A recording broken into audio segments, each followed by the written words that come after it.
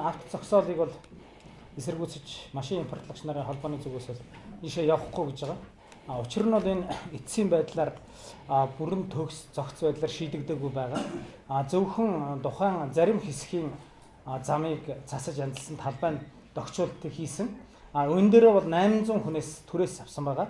Түрээгүй юуны мөнгө гэж авсан байгаа. Худалдааны мөнгө гэж урдчлан зарсан байсан. Тэр мөнгөнийхөө шахалт дарамтанд ороод бусад одоо автомашин импортлагч нарыг мөн тэднэртэй адилханаар одоо тийш нь гаргахыг хүсэж байгаа. Үүнийг бол үгүй гэж байгаа. Мөн одоо энийг анх барихтаа техник эдийн засгийн үндэслэл байхгүй, байгаль орчны наривчлсан байдлын үнэлгээ байхгүй, ийм ямар ч одоо наривчлсан зохион байгуулалттайгаар эхлэегээ.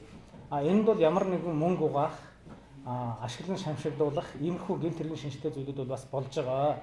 Яагаад гэвэл тухайн одоо авто зогсоолыг захиалсан 800 хүний дарамт шахалтанд ороод энэ дарамт шахалтанд орсныхоо үр нөлөөгөөр бусад бизнес эрхлэгч нарыг дарамтлаж байна.